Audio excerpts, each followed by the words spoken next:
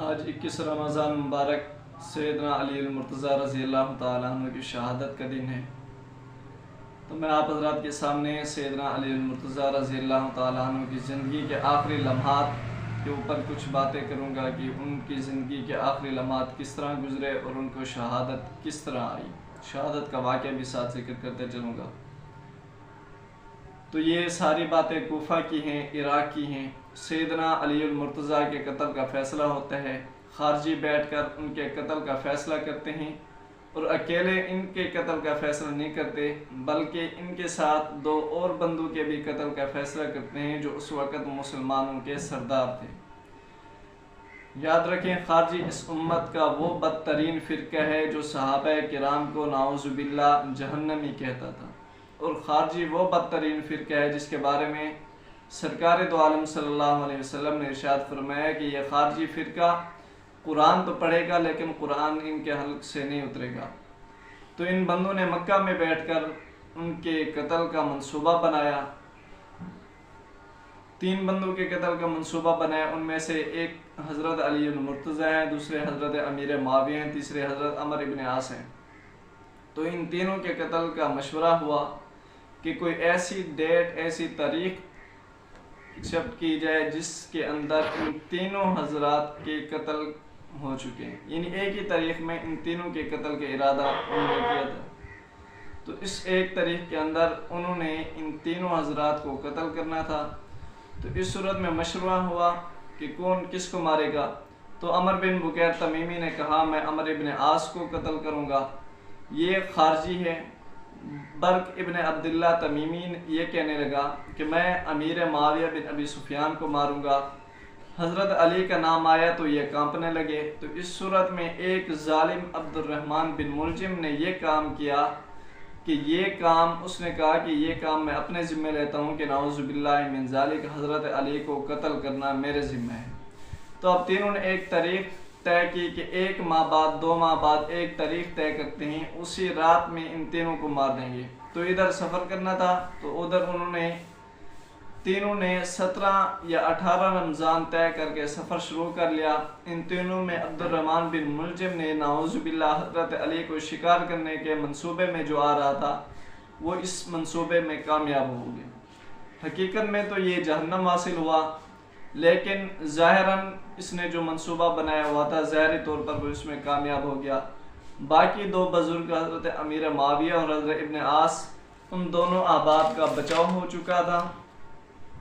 وہ اس طرح کہ حضرت معاویہ زخمی ہوئے تو ان کے ساتھی جو ان کے ساتھ چلنے والے تھے انہوں نے برق ابن عبداللہ تمیمی کو پکڑ لیا اور اس کے ساتھ جو حشر کیا وہ پھر دنیا جانتی ہے۔ انہوں نے اسے سزا دی اور اس سے بلوایا، پھر وہ طوطے کی طرح بول پڑا کہ ہم نے کس طرح مشورہ کیا اور کس طرح ہمارے پلان کے مطابق ہم نے فلاں سفر طے کیے۔ تو حضرت عمر ابن عاص اتفاق سے اس رات بیمار تھے جس رات ان کے قتل کا منصوبہ بن چکا تھا۔ تو ان کی مصلی پر ان کی امامت کے لیے، چونکہ وہ خود نہیں آئے تھے نماز پڑھانے، بیماری کی حالت میں تھے، تو ان کے مصلی پر جو اس وقت امام موجود تھا اس کو انہوں نے شہید کر دیا۔ تو عبد الرحمن بن ملجم کوفہ پہنچا۔ یہ ملجم کا بیٹا ہے، یہ اکیلا نہیں ہے بلکہ اس کے اور بھی کئی سارے بھائی ہیں۔ تو ان میں سے اس کے ایک بھائی کا نام خالد بن ملجم ہے۔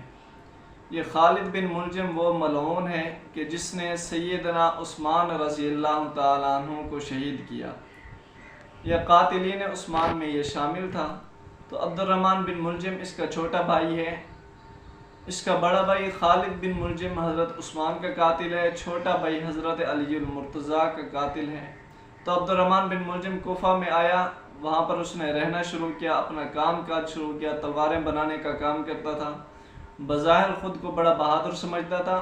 تو حضرت علی کے پاس اکثر آ کر بیٹھا کرتا تھا۔ تو حضرت علی چونکہ ایک جنگجو شخص تھے، جنگی چال چلا کرتے تھے، حضور علیہ السلام کے ساتھ بھی کافی جنگوں میں انہوں نے شرکت کی، تو وہ اپنی فراست سے جب انہوں نے اس کو دیکھا تو سمجھ گئے کہ اس کی یہ جو نظر ہے یہ کوئی اصل مقصد کے لیے اپنی تجارت کے غرض سے نہیں آیا بلکہ کسی کو نقصان پہنچانے کے لیے آیا۔ تو ایک مرتبہ حضرت علی المرتضیٰ اپنے خاص احباب کی مجلس میں بیٹھے تھے، ان خاص حضرات کے اندر حضرت حسن رضی اللہ تعالیٰ عنہ بھی بیٹھے تھے، باقی احباب بھی بیٹھے تھے۔ تو انہوں نے کہا، سیدنا علی المرتضیٰ نے کہا کہ میں یہاں پر کوفہ میں ایک شخص رہتا ہے کہ اس کے بارے میں خطرہ ہے کہ وہ مسلمانوں کو کہیں پر تکلیف پہنچائے گا۔ تو ساتھ میں اس شخص کا نام بھی ذکر کر دیا کہ اس کا نام عبد الرحمن بن ملجم ہے۔ تو حضرت حسن اور باقی ساتھیوں نے کہا کہ ہم اسے قتل کرتے ہیں۔ تو اس وقت حضرت علی المرتضیٰ نے ایک تاریخی جملہ کہا کہ ابھی تو وہ میرا قاتل نہیں ہے، تم اس کو کس طرح قتل کرو گے، وہ تو قتل کا مستحق بھی نہیں ہے۔ تو یہ وہ زمانے کہ حضرت علی مسجد میں تہجد کے لیے آتے اور داڑھی کو دونوں ہاتھوں سے پکڑ کر روتے رہتے اور کہتے کہ اے میرے اللہ، میرے اعمال کم ہیں اور میرا آخرت کا سفر بہت لمبا ہے۔ یہ کون کہہ رہے ہیں کہ جن کے بارے میں اللہ کے نبی نے فرمایا کہ علی تو جنت میں میرا پڑوسی ہوگا۔ حضرت علی المرتضیٰ کی یہ کیفیت تھی کہ جن کو رسول اللہ نے زندگی کے اندر جنت کی بشارت دی، خود وہ یہ کہہ رہے ہیں کہ اے اللہ، میرے اعمال کم ہیں لیکن میرا آخرت کا سفر بہت لمبا ہے۔ آج ہم بھی اپنی زندگیوں کو دیکھیں کہ کس طرح گزار رہے ہیں۔ چنانچہ تو دنیا کو متوجہ کر کے حضرت علی المرتضیٰ فرمایا کرتے تھے، یا دنیا قد اغررتنی، یا دنیا قد اغررتنی ابتی کی ثلاثن، کہ دنیا مجھے دھوکہ دیتی ہے، میں دنیا کی محبت کو 3 طلاقیں دے کر خود سے جدا کرتا ہوں۔ تو حضرت علی المرتضیٰ کا یہ معمول تھا کہ مسجد میں اکیلے آتے تھے، اور حضرت حسن رضی اللہ تعالیٰ عنہ کا یہ معمول تھا کہ ساتھ ساتھ حضرت علی کے تھوڑے وقفے سے ان کے پیچھے آتے تھے۔ اس رات اتفاق یہ ہوا کہ حضرت علی المرتضیٰ تو اپنے معمول پر مسجد آ گئے، تو حضرت حسن تھوڑا لیٹ ہو گئے، انہوں نے کہا میں تھوڑا بعد میں جاتا ہوں۔ تو مسئلہ یہ ہوا کہ حضرت علی المرتضیٰ جو ہی جامع مسجد کوفہ پہنچے تو اس زمانہ میں مسجد میں جو صفیں رکھی ہوئی تھی اس میں یہ عبد الرحمن بن ملجم اور اس کے 2 ساتھی اس صفوں کے اندر لپٹے ہوئے تھے، اور اس نے تلوار سنبھالی ہوئی تھی، اور مین جو پوائنٹ ہے وہ یہ کہ تلوار کے اوپر عبد الرحمن بن ملجم نے زہر بھی لگایا ہوا تھا، یعنی اس طرح تیز زہر تھا کہ اگر وہ کسی کو لگے تو اس کا بچنا مشکل ہوتا تھا۔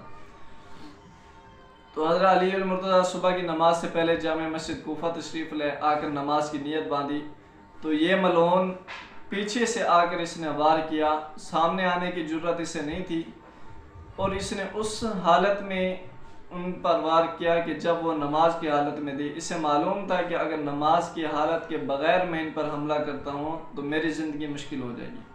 تو حضرت علی المرتضیٰ نے آ کر نماز کی نیت باندھی، اس ملعون نے آ کر پیچھے سے سر پر وار کیا، جس سے حضرت علی المرتضیٰ زخمی ہو گئے، اور وار کرنے کے بعد تلوار کو لہراتا ہوا مسجد سے باہر نکلا۔ جو ہی مسجد سے باہر نکلا تو سامنے سیدنا حسن رضی اللہ تعالیٰ عنہ آ رہے تھے۔ انہوں نے دیکھا کہ اس وقت سارے لوگ نماز میں مصروف ہیں، یہ باہر آ رہے ہیں، تو انہیں تھوڑا شک ہوا۔ وہ بھی آخر جنگی چال چلا کرتے تھے، جنگوں میں انہوں نے بھی شرکت کی ہوئی تھی، تو انہوں نے اپنے کندھے سے چادر اتاری اور چادر کو لہرا کر اس پہ ڈالا۔ جو چادر کو لہرایا تو اس کی کمر میں وہ چادر آ کر اٹکی، جس کی وجہ سے انہوں نے اس کو پکڑا اور اس کے دونوں ہاتھ اس کی کمر کے پیچھے باندھے اور اس کو درخت کے ساتھ باندھ دیا، اور اسے کہا کہ میں ابھی تجھے کچھ نہیں کہتا، میں مسجد جا کر حالات کا جائزہ لیتا ہوں، بعد میں آ کر تجھ سے ملوں گا۔ چنانچہ اس کو درخت کے ساتھ باندھنے کے بعد سیدنا حسن رضی اللہ تعالیٰ نے مسجد پہنچے، وہاں دیکھا کہ حضرت علی المرتضیٰ پر حملہ ہو چکا ہے۔ چنانچہ ساتھیوں نے حضرت علی المرتضیٰ کو اٹھایا، باہر لے کر آئے، تو حضرت حسن رضی اللہ تعالیٰ عنہ عبد الرحمن بن ملجم کو پکڑ کر حضرت علی المرتضیٰ کے پاس لے آئے۔ تو اس وقت حضرت علی المرتضیٰ نے کہا میرا قاتل کون ہے؟ تو حضرت حسن رضی اللہ تعالیٰ عنہ نے ذکر کیا کہ یا علی، آپ کا قاتل یہ عبد الرحمن بن ملجم ہے۔ تو حضرت علی المرتضیٰ نے کہا ابھی میں زندہ ہوں، جب تک میں نہیں مرتا تو حضرت حسن رضی اللہ تعالیٰ عنہ کے ذمے لگائے کہ اس کو اپنے پاس رکھو، اسے اچھا کھانا دو، جب میں مر جاؤں، میرے مرنے کے بعد تمہیں اختیار ہے، چاہے تو میرے مرنے کے بعد، میرے اس دنیا سے چلے جانے کے بعد اس کو بھی میرے پیچھے روانہ کر دینا، اس کو قتل کر دینا، چاہے تو معاف کر دینا، کیونکہ یہ اب میرے مرنے کے بعد تمہارا حق ہوگا، ورثاء کا حق ہوتا ہے کہ وہ قصاص لے یا نہ لے۔ چنانچہ اس کے بعد انہوں نے حضرت علی المرتضیٰ کی جب شہادت ہوئی تو 18 رمضان مبارک کو عبد الرحمن بن ملجم نے ان پر وار کیا تلوار سے، 18 کو ان کو ضرب لگی، 21 رمضان المبارک کو حضرت علی المرتضیٰ اس دار فانی سے سرخ رو ہوئے، یہاں سے رخصت ہو گئے۔ اس کے بعد انہوں نے حضرت حسن رضی اللہ تعالیٰ عنہ نے عبد الرحمن بن ملجم کو بھی قتل کیا۔ تو یہ کچھ واقعہ تھا جو حضرت علی المرتضیٰ کی شہادت کا تھا۔ اس طرح ان خارجیوں نے مل کر حضرت علی المرتضیٰ کو تکلیف پہنچائی، ان کو یعنی قتل کا منصوبے سے ان کو قتل کیا، اور ساتھ میں حضرت امیر معاویہ حضرت ابن عباس کے بھی قتل کا مشورہ کیا تھا۔ وہ دو حضرات تو بچ گئے، لیکن حضرت علی المرتضیٰ کو انہوں نے شہید کر دیا۔ اس دور سے لے کر اب تک بھی خارجیوں کا یہ کام چلا آ رہا ہے کہ اس وقت تک بھی صحابہ کرام پر نعوذ باللہ تبرہ کرتے ہیں، صحابہ کرام کو برا بھلا کہتے ہیں۔ یہ وہ بدترین فرقہ ہے جن کے بارے میں حضور علیہ السلام نے بد دعائے جملے بھی کہے تھے۔ اللہ پاک ہمیں اس واقعہ پر غور و فکر کرنے کی اور ہر دور میں خارجیوں کی پہچان کرنے کی اور ان سے دلی طور پر نفرت اور دشمنی کرنے کی توفیق عطا فرمائے۔ وما علینا الا البلاغ المبین۔